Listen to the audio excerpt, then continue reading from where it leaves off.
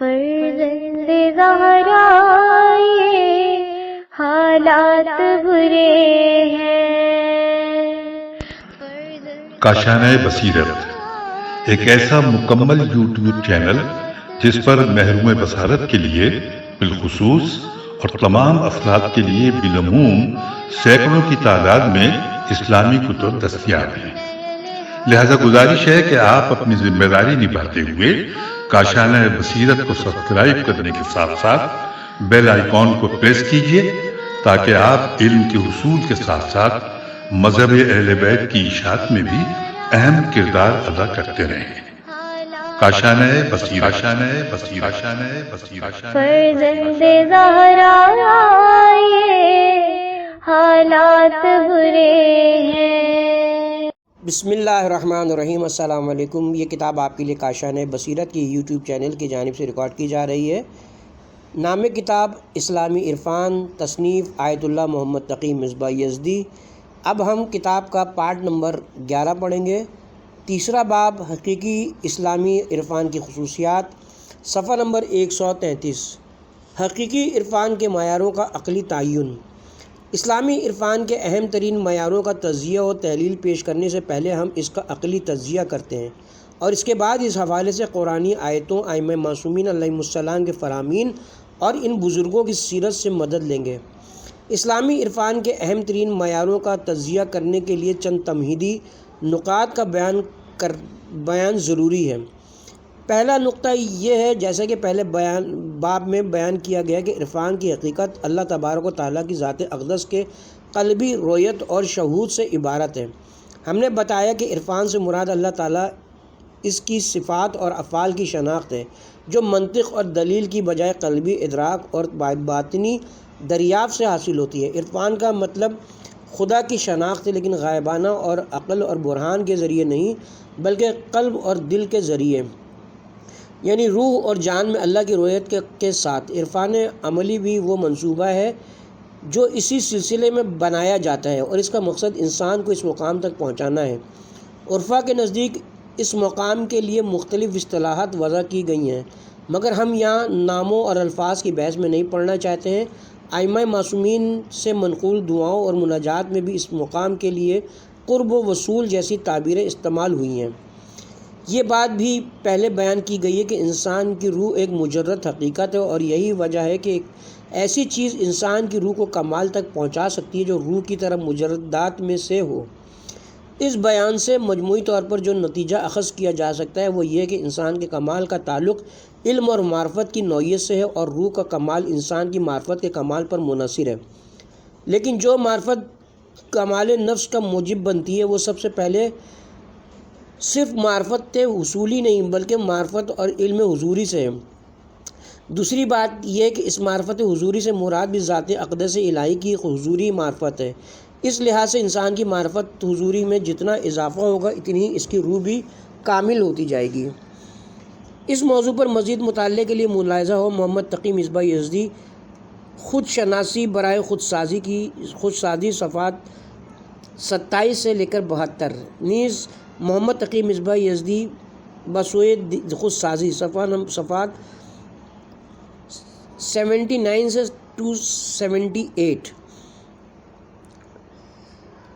دوسرا نقطہ یہ ہے کہ ایک ایسے مقام تک پہنچنا نہ صرف انسانی کمال کی آخری منزل ہے، بلکہ انسان کی تخلیق سے اللہ تعالیٰ کا مقصد بھی یہی ہے، جیسا کہ قرآن مجید میں ارشاد اقدس الہی ہے، سورہ ذاریات آیت نمبر 56، اور میں نے جن و انس کو پیدا نہیں کیا مگر صرف اپنی عبادت کے لیے۔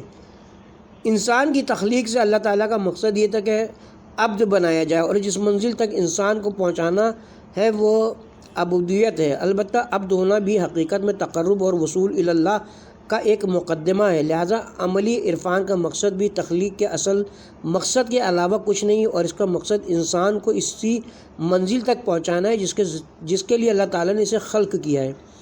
اگلا مقدمہ یہ کہ چونکہ اللہ تعالیٰ حکیم ہے، اس لیے اس نے انسان کے وجود میں ہر چیز کو اس کی خلقت کے ایک خاص مقصد کے لیے رکھا ہے۔ یہ ایک عام اصول ہے کہ ہر صاحب حکمت جب کسی چیز کو ایک خاص مقصد کے تحت بناتا ہے تو اس کے تمام اجزاء اور خصوصیات کو اس کی تخلیق کے بنیادی مقصد کے لحاظ سے ترتیب دیتا ہے اور ایسا ہرگز نہیں ہوتا کہ بعض چیزیں جو وہ اپنی بنائی ہوئی چیز میں رکھے وہ بالکل بیکار اور بے مقصد ہوں یا اس سے بدتر اس مقصد میں رکاوٹ اور خرابی پیدا کرنے والی ہوں۔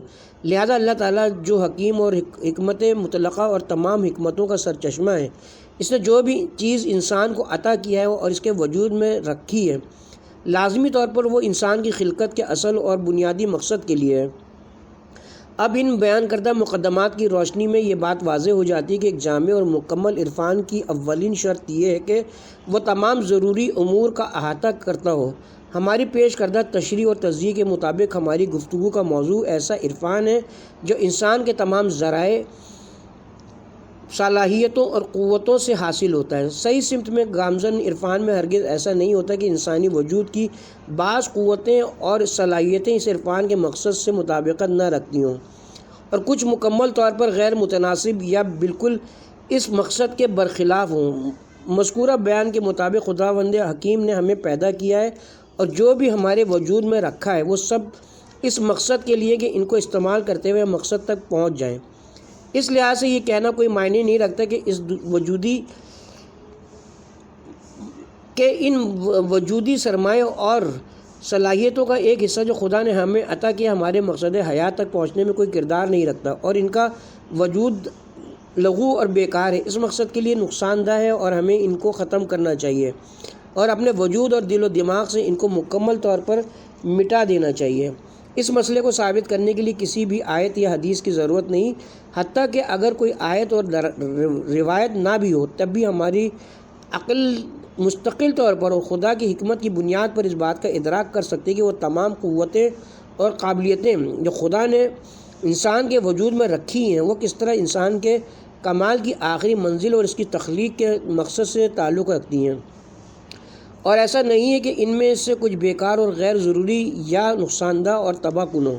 اگر ہم یہ بات عرفان کی زبان اور عرفہ کی اصطلاحات کے مطابق بیان کریں تو معاملہ یہ کہ انسان کامل کا مقام تمام اسماء و صفات الہی کی مظہریت کا مقام ہے، اور انسان کامل جو عرفان کا آخری مقصد ہے سے مراد ایک ایسا انسان ہے جس میں تمام اسماء اور صفات الہی ظاہر ہو چکے ہوں۔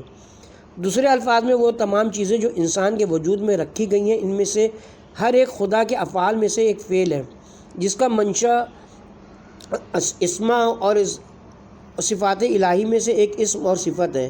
لہٰذا انسان کے کمال کی انتہا یہ ہے کہ وہ ان تمام ناموں اور الہی صفات کو جو اس کے وجود کا منشا ہیں حاصل کرے اور اس کا وجود ان تمام اسماء اور صفات کا آئینہ بن جائے۔ اگر کوئی شخص ان میں سے کچھ اسماء اور صفات سے بے بہرا ہو اور اس کا وجود ان اسماء اور صفات کا آئینہ دار نہ ہو تو وہ در حقیقت اس کے وجود کی کمزوری اور نقص کی علامت ہے، نہ روحانی طاقت اور کمال کی۔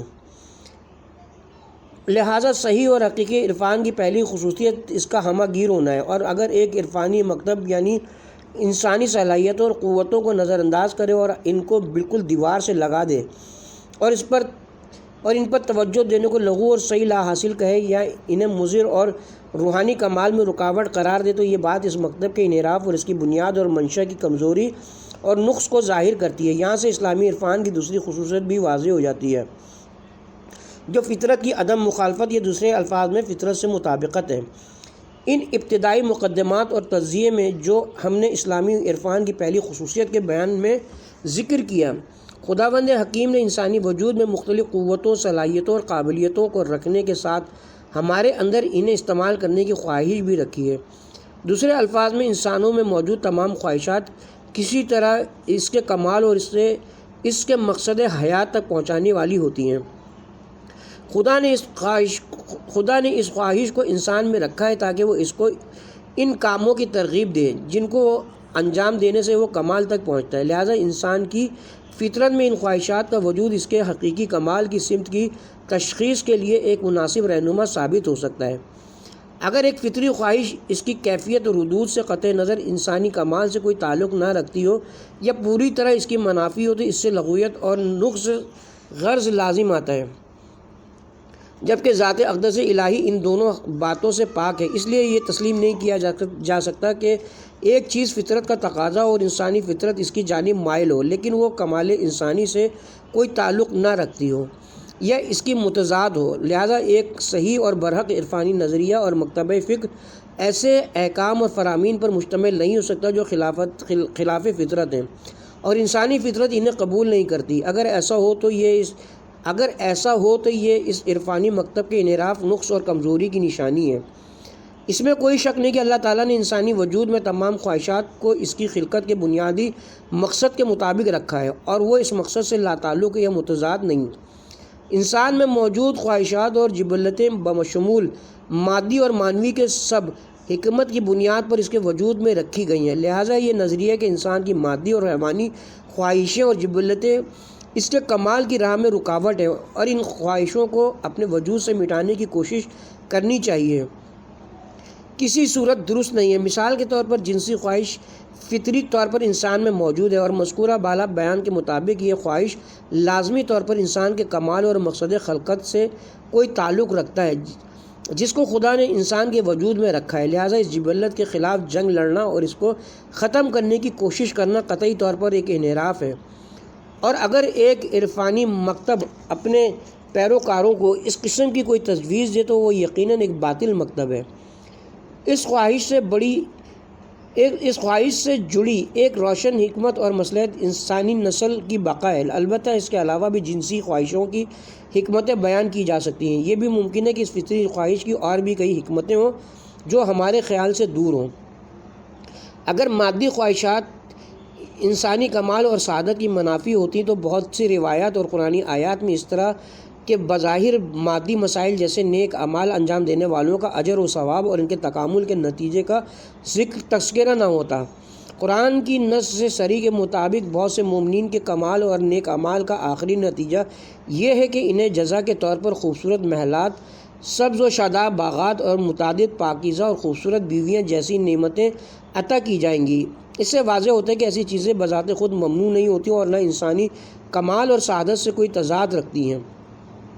جی ہاں، اگر کوئی بات ہے تو ان فطری خواہشات کی صحیح سمت میں رہنمائی پر ہے، اور یہی وہ مسئلہ ہے جو ہمیں صحیح اسلامی عرفان کی تیسری خصوصیت کی طرف رہنمائی کرتا ہے۔ اس کی وضاحت یوں کی جا سکتی ہے کہ جیسا کہ ہم سب کو کم و بیش اس بات کا تجربہ ہے کہ ہماری بہت سی فطری خواہشات عملی طور پر ایک دوسرے سے سازگار نہیں ہوتی اور ان کو پورا کرنا ممکن نہیں ہوتا۔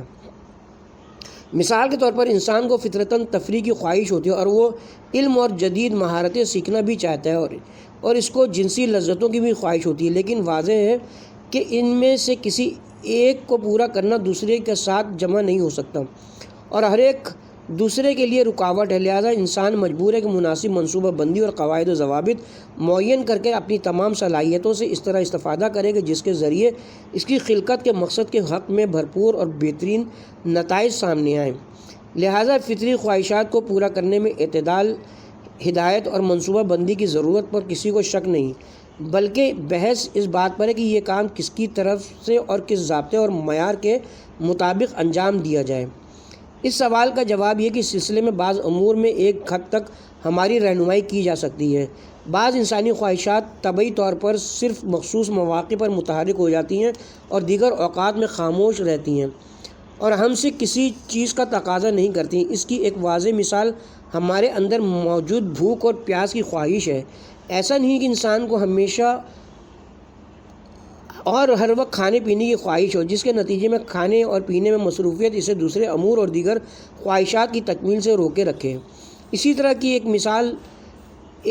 کی ایک اور مثال جنسی خواہش کا ہے، جو زندگی کے ایک مخصوص مرحلے میں متحرک اور نمایاں ہو جاتی ہے اور اس سے پہلے اس میں کوئی تحرک اور نمو نہیں ہوتی یا بہت ہی کم اور جزوی طور پر ہوتی ہے۔ اس قسم کے مواقع پر منصوبہ بندی، ہدایت اور اعتدال کا عمل طبعی طور پر خود انسانی فطرت کی رہنمائی سے انجام پاتا ہے، لیکن واضح ہے کہ اس مسئلے میں فطرت کا کردار بہت محدود ہے اور بہت سے مواقع پر صرف فطرت پر ہی اتفاق کر کے فطری خواہشات میں اعتدال اور ہم آہنگی ممکن نہیں ہوتی۔ اکثر اوقات انسان میں کوئی ایک خواہش بہت شدید ہوتی ہے، یہاں تک کہ یہ دیگر جبلتوں پر اثر انداز ہوتی ہے، جس کے نتیجے میں دوسری خواہشات پس منظر میں چلی جاتی ہیں۔ یہ بات خاص طور پر مادی خواہشات میں صادق آتی ہے، جو بعض اوقات اس قدر بے لگام ہوتی ہیں کہ مانوی جبلتوں اور خواہشوں کو اپنے راستے سے ہٹا دیتی ہیں اور اس کے نتیجے میں انسان ان سے غافل ہو جاتا ہے۔ بعض اوقات جنسی خواہش اتنی شدید اور متلاطم ہو جاتی ہے کہ وہ کسی دوسری چیز اور شخص کی پرواہ کیے بغیر اندھا دھند اور بے مقصد ہو کر صرف اپنی تسکین چاہتی ہیں اور اسے کسی بھی بھلائی اور برائی کا خیال نہیں ہوتا۔ بہرحال یہ بات بھی ہمارے لیے تجربے سے ثابت ہو چکی ہے کہ خواہشوں کو پورا کرنے کی حدود میں اور ان کے اعتدال اور ہدایت کے سلسلے میں خود فطرت یا انسانی عقل کی طرف سے بھی کوئی واضح جواب نہیں ملتا۔ یہاں سے شریعت کی ضرورت اور اس سلسلے میں شریعت سے رہنمائی حاصل کرنے کی قرآنی بحث سامنے آتی ہے اور حقیقت میں اسلامی عرفان کی تیسری خصوصیت واضح ہو جاتی ہے جو شریعت سے مطابقت ہے۔ مندرجہ بالا بیان سے واضح ہوتا ہے ہمیں اپنی خواہشات کی ہدایت اور اعتدال کے لیے شریعت کی مدد اور رہنمائی کی ضرورت ہے۔ ہمیں اپنی تمام صلاحیتوں کو اپنی تخلیق کے مقصد تک پہنچنے کے واسطے بروئے کار لانے کے لیے خالق کائنات کا سہارا لینا چاہیے جو ہمارے وجود کے تمام پہلوؤں سے بھی آگاہ ہے اور ہمارے مقصد حیات اور اس مقصد تک پہنچنے کے راستے کا بھی مکمل علم رکھتا ہے۔ ہمیں اس راستے کی طرف رہنمائی کرنے والا وہی ہے اور خدا کی طرف سے یہ رہنمائی پیغمبروں کو بھیجنے، آسمانی کتابیں اور شرع و ادیان کے نزول کے ذریعے انجام پاتی ہیں۔ لہٰذا اس عقلی تجزیے کی روشنی میں یہ بات واضح ہے کہ دل کے عرفان اور اللہ تعالیٰ کی قلبی اور حضوری رویت اور شہود کو ایک ایسے راستے سے حاصل نہیں کیا جا سکتا جو دین اور شریعت کے خلاف ہو۔ شرعی حدود میں رہنا اور اس کے احکام و ضوابط کی مکمل پابندی ایک مکمل، جامع اور صحیح عرفانی مکتب کی لازمی خصوصیات میں سے ہے۔ یہ بات کسی طرح بھی معقول اور قابل قبول نہیں کہ ایک عرفان کمال انسانی کی طرف منتہی ہو مگر اللہ کی شریعت کے منافی ہو۔ شرعی احکام کو نظر انداز کرنا اور شریعت کے ذرا بھی منافی ہونا ایک عرفانی مکتب کے انحراف کی نشانی ہے۔ اس طرح ہماری اس گفتگو کا خلاصہ یہ ہے کہ ایک صحیح، جامع، مکمل اور بغیر تحریف عرفان کی اہم ترین خصوصیات ہمہ گیر ہونا، فطرت سے مطابقت اور شریعت اور الہی احکام اور فرامین کی عدم مخالفت پر مشتمل ہوتی ہے۔ اسلامی عرفان کی خصوصیات کتاب و سنت کے آئینے میں۔ حقیقی عرفان کی خصوصیات کے بارے میں جو کچھ ہم نے عقلی اور منطقی تجزیہ و تحلیل سے حاصل کیا ہے، کتاب و سنت سے بھی اس کی تائید ہوتی ہے۔ اپنی گفتگو کے اس حصے میں ہم اس تائید کی کمیت اور کیفیت کا جائزہ لیں گے۔ نمبر 1، فطرت سے مطابقت۔ جیسا کہ ہم پہلے بیان کر چکے ہیں کہ صحیح اور حقیقی عرفان کی خصوصیات میں سے ایک انسانی فطرت کے ساتھ اس کی مطابقت ہے۔ اس کو واضح کرنے کے لیے اس بات پر توجہ بہتر ثابت ہوگی کہ عرفان کی حقیقت کی اصل اور بنیاد قرب الہی اور اس کے حضور کی رویت اور شہود ہے جو ایک فطری رجحان ہے، جبکہ یہ مسئلہ بھی اپنی جگہ بیان کیا گیا ہے کہ خدا پسندی، خدا کی تلاش، خدا شناسی اور خدا پرستی کا تعلق انسان کی فطرت سے ہے۔ لہٰذا جو راستہ ہمیں اس مقصد تک پہنچاتا ہے وہ انسانی فطرت کے خلاف نہیں ہوگا۔ اس بات کا اطلاق خود دین اسلام اور دیگر آسمانی ادیان پر بھی ہوتا ہے، اور باطل ادیان کی ایک نشانی یہ ہے کہ وہ اپنے افکار اور قوانین پر مشتمل ہوتے ہیں جو انسانی فطرت سے سازگار نہیں ہوتے۔ قرآن کریم الہی ادیان کی فطرت انسانی سے مطابقت کے بارے میں فرماتا ہے۔ سورہ روم آیت نمبر 30، پس آپ اپنا رخ اللہ کی اطاعت کی طرف کامل ایک سو سے لگائے رکھیں۔ اللہ کی بنائی ہوئی فطرت اسلام ہے جس پر اس نے لوگوں کو پیدا کیا ہے، اسے اختیار کر لو۔ اللہ کی پیدا کردہ فطرت میں تبدیلی نہیں ہوگی، یہ سیدھا دین ہے۔ اس آیت کی تفسیر میں آیا ہے کہ اللہ نے انسانوں کو توحید کی فطرت پر خلق کیا، یہ کہ انسان ایک ایسے موجود کی پرستش کے اس کا اپنا تمام وجود اور ہستی اس کا مخروض ہو۔ یہ ایک ایسا امر ہے جو انسانی فطرت اور سرشت سے مطابقت رکھتا ہے۔ جی ہاں، دین الہی کی پائیداری کا راز انسانی فطرت سے اس کی مطابقت ہے، جیسا کہ انسانی فطرت سے ثابت ہے اور اس میں کوئی تبدیلی نہیں آتی۔ اسی طرح انسانی فطرت کی بنیاد پر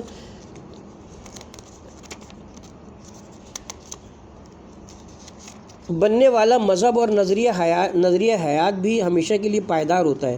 مذہب کہتا ہے کہ پاکیزہ کھانا کھائیں اور آلودہ کھانا کھانے سے پرہیز کریں، دوسروں اور بالخصوص والدین اور رشتہ داروں سے بھلائی کریں، لوگوں سے انصاف کا سلوک کریں اور کسی پر ظلم نہ کریں، لوگوں کو آزار اور اذیت نہ پہنچائیں، اپنے حق کا دفاع کریں، نفاق اور دو روی سے اجتناب کریں، نیز آپس میں محبت اور خلوص رکھیں وغیرہ۔ یہ سب انسانی فطرت اور سرشت سے مطابقت رکھتے ہیں۔ اور انسان کی فطرت ان تمام باتوں کی تصدیق کرتی ہے۔ لہٰذا دین جبر کی بنیاد پر نہیں ہے، بلکہ یہ ایسے امور کی طرف انسان کو دعوت دیتا ہے جنہیں اس کی فطرت طلب کرتی ہے، اور دین کی پائیداری اور ابدیت کا راز بھی اسی مطابقت میں ہے۔ طبعی طور پر عرفان بھی جو نہ صرف دین کا حصہ بلکہ جیسے پہلے اشارہ ہوا دین کی روح اور اصل مقصد ہے، اس قاعدے سے مستثنیٰ نہیں، اس فطرت سے مطابقت اس کی بنیادی خصوصیات میں سے ہے۔ نمبر 2، ہمہ گیر ہونا۔ دوسری خصوصیت جو ہم نے عقلی تجزیے کے مطابق صحیح اور حقیقی عرفان کے لیے ذکر کیا، اس کا ہمہ گیر ہونا اور تمام امور کو احاطہ کرنا ہے۔ ہم نے بتایا کہ حقیقی عرفان کی خصوصیات میں سے ایک یہ ہے کہ یہ انسانی وجود کے تمام پہلوؤں اور اس کی زندگی کے جملہ امور سے مربوط ہو اور محض ایک یا چند امور تک محدود نہ ہو۔ وضاحت: انسان ایک ایسا موجود ہے جو بہت مختلف پہلو اور ابعاد رکھتا ہے۔ اللہ تعالیٰ نے انسان کے وجود میں مختلف جہات کو ملا کر ایک معجون بنایا ہے جو عرفہ کی اصطلاح میں تمام الہی اسماء اور صفات کا مظہر کہلاتا ہے۔ دوسرے تمام موجودات میں سے ہر ایک خدا کی عظمت کے کچھ نہ کچھ نمونوں کو ظاہر کرتا ہے اور اللہ تعالیٰ کے کچھ مخصوص اسماء اور صفات کے مظہر ہیں۔ لیکن انسان ایک ایسا موجود ہے جو خدا کے تمام اسماء اور صفات کا مظہر ہے۔ مثلاً فرشتے مشہور تعبیر کے مطابق سبوح اور قدوس کے اسماء کا مظہر ہے، جیسے کہ سورہ بقرہ میں خود ان سے نقل ہوا ہے کہ ان کا ذکر سبوح قدوس ہے۔ سورہ بقرہ آیت نمبر 30۔ فرشتے اللہ سے مخاطب ہو کر دعویٰ کرتے ہیں، فرشتے اللہ سے مخاطب ہو کر دعویٰ کرتے تھے کہ ہم چونکہ تسبیح اور تقدیس کر کے تیری سبوحیت اور قدوسیت کو آشکار کر رہے ہیں، اس لیے تیری خلافت کے حقدار ہیں۔ اللہ تعالیٰ نے ان کے جواب میں فرمایا، جو بات میں جانتا ہوں تم نہیں جانتے۔ اس کے بعد حضرت آدم کو اسماء کی تعلیم کا واقعہ بیان کرتا ہے کہ جب اللہ نے انہیں تمام اسماء کی تعلیم دی تو فرشتوں سے کہا کہ اگر تمہیں ان اسماء کا علم ہے تو بیان کرو۔ سورہ روم آیت نمبر 31-32۔ اور اللہ نے آدم کو تمام اشیاء کے نام سکھلا دیے، پھر انہیں فرشتوں کے سامنے پیش کیا اور فرمایا مجھے ان اشیاء کے نام بتا دو اگر تم سچے ہو۔ فرشتوں نے عرض کیا تیری ذات ہر نقص سے پاک ہے، ہمیں کچھ علم نہیں مگر اسی قدر جو تو نے ہمیں سکھایا ہے، بے شک تو ہی سب کچھ جاننے والا حکمت والا ہے۔ یعنی خلافت الہی کا معیار ہے، چونکہ حضرت آدم تمام اسماء کو جانتے تھے اس لیے وہ اللہ کا خلیفہ بنے۔ البتہ ایسا بھی نہیں تھا کہ فرشتوں کو اسماء الہی کے بارے میں کچھ بھی علم نہ ہو، انہیں کم سے کم سبوح اور قدوس کا علم تھا۔ لیکن حضرت آدم کی وہ خصوصیت جس کی بنا پر وہ اللہ کا خلیفہ بنے یہ تھی، یعنی اللہ نے حضرت آدم کو تمام اسماء کی تعلیم دی تھی۔ بس انسان کے اندر ایک ایسی صلاحیت اور قابلیت موجود ہے کہ وہ تمام اسماء الہی کو ظاہر کر کے ان سب کا مظہر بن سکتا ہے۔ یہ صلاحیت صرف انسان کے ساتھ مخصوص ہے، اور اگر ایک انسان کے اندر تمام امور سے متعلق یہ صلاحیت عملی ہو کر خارجی شکل میں نمودار ہو، یعنی وہ اسماء کلہا کا آئینہ دار ہو جائے، تو ایک ایسا شخص خلیفۃ اللہ بن سکتا ہے۔ جیسا کہ ہم ائمہ معصومین علیہ السلام کے بارے میں یہی عقیدہ رکھتے ہیں اور ان کی زیارت ناموں میں پڑھتے ہیں، السلام علیکم یا خلفائے اللہ فی الارض۔ واضح ہے کہ دوسرے انسان جن کی یہ صلاحیتیں عملی اور خارجی شکل میں ظاہر نہیں ہوتی، وہ خلیفہ بالفعل حقیقی اور عملی طور پر خلیفہ نہیں ہوگا، بلکہ صرف وہی انسان خلیفۃ اللہ ہوگا جو تمام اسماء الہی کا مظہر اور علم آدم الاسماء کلہا کے مقام پر فائز ہو، جیسے انبیاء اور اولیاء الہی۔ لیکن دوسرے لوگ ممکن ہے کہ نہ صرف ان مقامات تک نہیں پہنچ سکے بلکہ جانوروں سے بھی بدتر اور حقیر تر ہو جائے، جیسے کہ قرآن مجید نے کئی آیات میں اس حقیقت کی طرف اشارہ کیا ہے۔ چنانچہ ارشاد الہی ہے سورہ اعراف آیت نمبر 179، اور بے شک ہم نے بہت سے جنوں اور انسانوں کو جہنم کے لیے پیدا کیا ہے، ان کے پاس دل ہیں مگر وہ ان سے سوچتے نہیں ہیں، اور وہ آنکھیں رکھتے ہیں مگر وہ ان سے دیکھتے نہیں ہیں، ان کے پاس کان ہیں مگر وہ ان سے سنتے نہیں ہیں، وہ لوگ جانوروں کی طرح ہیں بلکہ ان سے بھی زیادہ گئے گزرے، وہی لوگ ہی غافل ہیں۔ واضح ہے کہ جو لوگ ان جانوروں سے بھی بدتر ہیں وہ ہرگز خلیفۃ اللہ نہیں ہو سکتے۔ بہرحال انسان کی خصوصیت یہ ہے کہ وہ تمام اسماء الہی کا مظہر ہو سکتا ہے، اور دوسرے الفاظ میں انسان مختلف صلاحیتوں کا ایک مرکب ہے، اور اگر وہ مجموعی طور پر ان صلاحیتوں سے استفادہ کرے تو اس مقام تک پہنچ سکتا ہے جس کا وہ لائق ہے۔ انسان اپنے حالات، کوشش اور اختیار کے مطابق کبھی 1 قدم، کبھی 10 قدم، کبھی 1000 قدم اور کبھی لاکھوں اور کروڑوں میل کمال کی جانب حرکت کرتا ہے، مگر ان سب مواقع پر اصل معیار یہی کہ تمام انسانی صلاحیتیں کمال کی جانب گامزن ہوں۔ انسان کی خصوصیت یہ کہ ان تمام صلاحیتوں کا جامع ہے، یہی وہ خصوصیت ہے جو اس کو انسان کے عنوان سے دوسرے تمام موجودات سے ممتاز کرتی ہے۔ لہٰذا اگر کوئی ان صلاحیتوں میں سے صرف بعض پر توجہ دیتے ہوئے ان کو حقیقی اور عملی جامہ پہنائے اور دوسری صلاحیتوں کو اپنے حال پر چھوڑ دے تو اس کی سیر و حرکت ایک مکمل انسانی سیر و حرکت نہیں ہوگی۔ ہم تاکیداً یہ کہتے ہیں کہ انسان کی خصوصیت ان تمام صلاحیتوں کی نسبت اس کی جامعیت ہے۔ ایک کامل انسان کی خصوصیت یہ کہ وہ تمام اسماء و صفات الہی کا مظہر بن سکتا ہے، ورنہ اللہ تعالیٰ کی ایسی بہت ساری مخلوقات ہیں جو صرف بعض الہی اسماء اور صفات کا مظہر ہوتی ہیں۔ یہ صرف انسان ہے جو ان تمام اسماء کا مظہر بن سکتا ہے، اور یہ خصوصیت صرف انسان میں موجود ہے۔ اس لیے انسانی حرکت کی خصوصیت بھی یہ ہے کہ اس کے وجود کے تمام پہلو اس میں شامل ہوں، اور اس کی چند ایک مخصوص صلاحیتیں نہیں بلکہ تمام خداداد صلاحیتیں حقیقی اور عملی طور پر ظاہر ہو جائیں۔ لہٰذا اگر انسان کی حرکت صرف صلاحیت پر مرتکز ہو، ایسی حرکت صحیح انسانی سمت میں نہیں ہو سکتی۔ ایک انسانی حرکت کی خصوصیت اس کی ہمہ گیری اور تمام پہلوؤں پر مشتمل ہونا ہے، کیونکہ انسان کی خلقت کا اصل اور آخری مقصد تمام اسماء کی مظہریت ہے۔ پس اگر وہ محض ایک مخصوص سمت میں حرکت کرے اور اپنی دیگر صلاحیتوں کو نہ نکھارے، ان کا خاتمہ کرے، ظاہر ہے کہ وہ ایسی صورت میں اس مقام تک نہیں پہنچے گا جو جامع الاسماء الہی ہے۔ اس حساب سے اگر ایک عرفانی مسلک لوگوں کو یہ دعوت دیتا ہے کہ اپنی تمام قوتوں کو ایک ہی جہت پر مرتکز کریں اور دیگر جہات کو نظر انداز کریں تو وہ ایک انحرافی مسلک ہوگا، کیونکہ اس کا دعوت و عرفان اور تمام اسماء کی مظہریت کے مقام تک پہنچانے کا ہے، لیکن اس کی دعوت اور طرز عمل صرف ایک پہلو پر توجہ دینے تک محدود ہے۔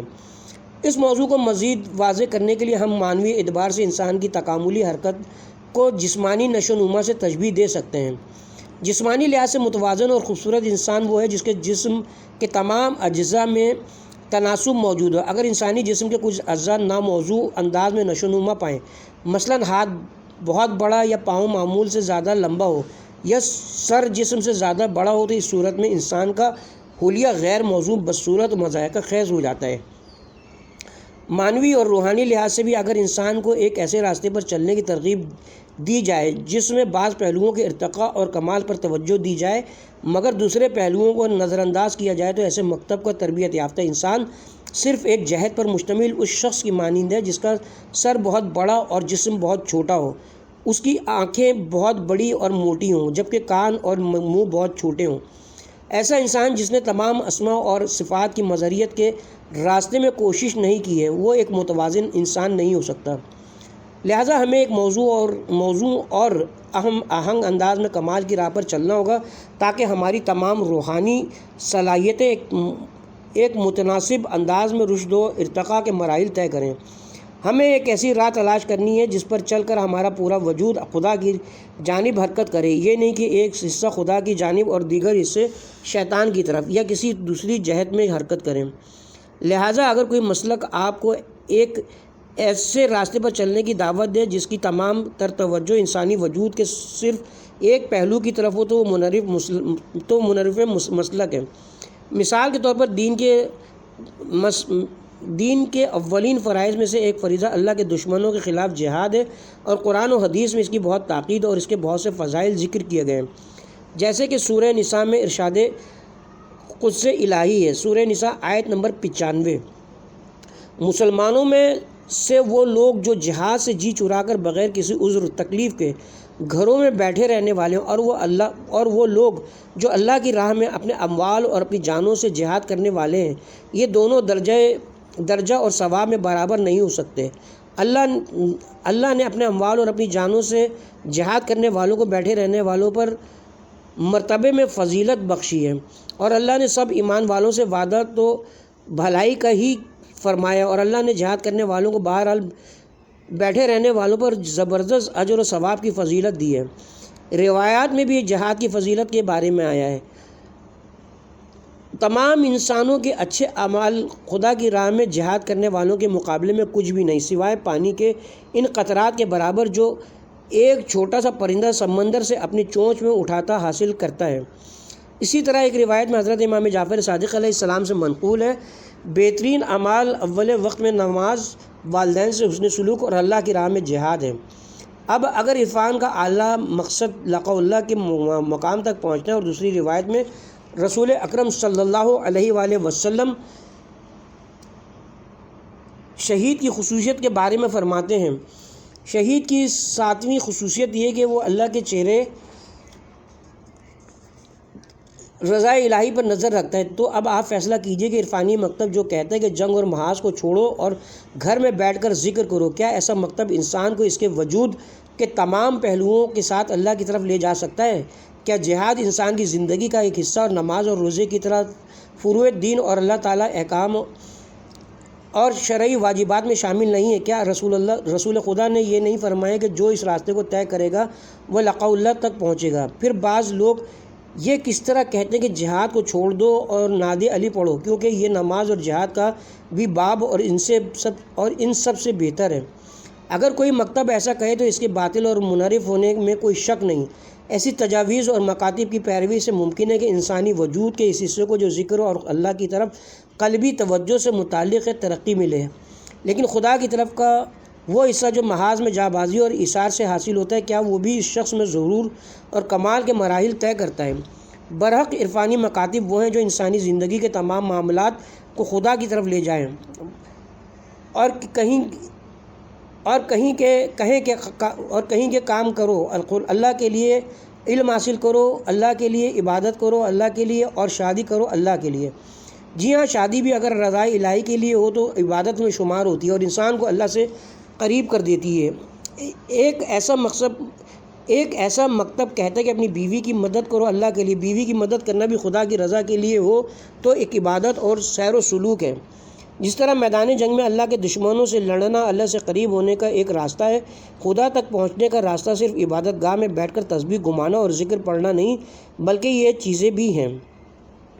دوسری جانب جو لوگ یہ کہتے ہیں کہ اسلام لوگوں اور معاشرے کی خدمت کے لیے آیا ہے اور عبادت خدمت خلق کے سوا کچھ نہیں، ان کا نقطہ نظر بھی یک طرفہ ہے۔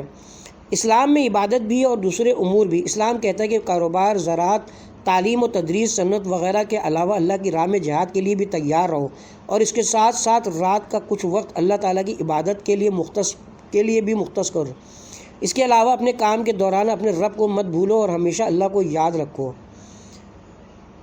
سورہ آل عمران آیت نمبر 191 میں یہ وہ لوگ ہیں جو سراپا نیاز بن کر کھڑے اور سراپا ادب بن کر بیٹھے اور ہجر میں تڑپتے ہوئے اپنی کروٹوں پر بھی اللہ کو یاد کرتے ہیں۔ روایت میں ہے کہ قضاء حاجت کے لیے جاتے وقت بھی اللہ کو یاد کرو۔ اللہ کو یاد کرنا ہر حال میں نیک اور پسندیدہ ہے۔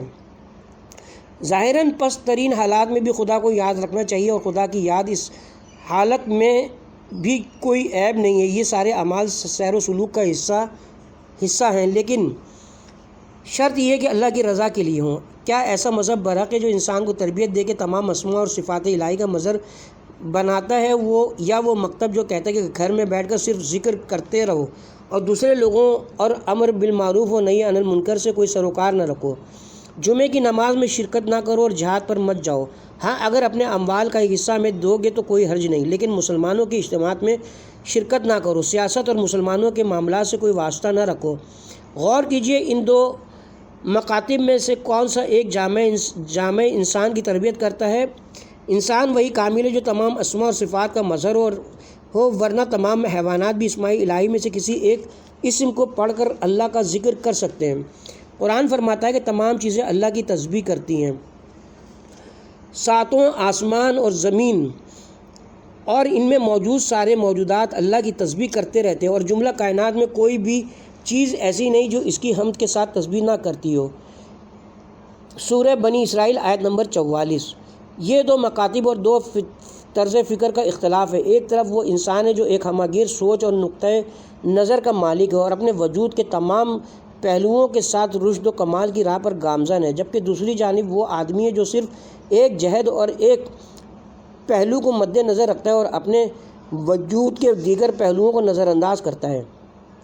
البتہ جیسا کہ ہم نے پہلے بھی اشارہ کیا، اس قسم کی کج فکری اور یک طرفہ سوچ خود نبی کریم صلی اللہ علیہ وسلم اور ائمہ معصومین کے دور میں بھی پائی جاتی تھی، اور ان ہستیوں کو جب ایسی باتوں کی اطلاع ملتی تھی تو وہ رد عمل ظاہر کر کے اپنی روشن ہدایات سے لوگوں کو ایسی باتوں کے غلط ہونے سے آگاہ فرماتے تھے۔ اس کی ایک مثال نبی اکرم صلی اللہ علیہ وسلم کا عثمان ابن مظعون کے رویے پر رد عمل ہے، جس کا تذکرہ ہم نے پچھلے باب میں کیا۔ جب قیامت کے عذاب اور مشکلات کے بارے میں آیات نازل ہوئیں تو حضرت کے بعض اصحاب جس میں عثمان بن مظعون بھی شامل تھے، اپنے اہل و عیال اور معاشرے سے دور ہو کر ذکر و عبادت، روزہ اور شبیداری میں مشغول ہوئے۔ ان لوگوں نے اخروی سعادت کے حصول اور عذاب الہی سے بچنے کے لیے دنیا کی لذتوں کو ترک کیا۔ وہ لذیذ کھانے نہیں کھاتے اور اپنی عورتوں کے پاس نہیں جاتے تھے، دن کو روزہ رکھتے اور رات بھر عبادت کرتے تھے۔ خلاصہ یہ کہ انہوں نے ہر طرح کی لذت، راحت اور آسائش کو اپنے اوپر حرام کر رکھا تھا۔ جب پیغمبر اکرم کو اس بات کی خبر ملی تو آپ نے ان کو طلب کیا اور فرمایا، میں جو اللہ کا نبی ہوں اور آپ لوگوں کے لیے نمونہ عمل بن کر بھیجا گیا ہوں، کیا میں ہمیشہ روزہ رکھتا ہوں؟ کیا میں لذیذ کھانے نہیں کھاتا ہوں اور اپنی بیویوں سے دور رہتا ہوں؟ میں کچھ وقت خدا کی عبادت میں صرف کرتا ہوں اور کچھ وقت اپنی بیویوں کے ساتھ گزارتا ہوں، ایک دن روزہ رکھتا ہوں اور ایک دن بغیر روزے کے ہوتا ہوں، اور اگر آپ میری اتباع کرتے ہیں تو آپ کو میری روش کو ہی اپنا رہنما بنانا ہوگا، نہ یہ کہ خود ایک الگ طریقہ ایجاد کر لو۔ بہرحال آیات، روایات، پیغمبر صلی اللہ علیہ وسلم اور ائمہ معصومین علیہ السلام کی سیرت سے بھی اس بات کی تائید ہوتی ہے کہ صحیح اور حقیقی عرفان کی اہم خصوصیت یہ ہے کہ وہ جامع ہمہ گیر اور انسانی زندگی کے محض ایک یا چند پہلوؤں پر نہیں بلکہ تمام پہلوؤں پر محیط ہے۔ اس کے ساتھ ہی یہاں پہ ہم کتاب کے پارٹ نمبر 11 کا اختتام کرتے ہیں۔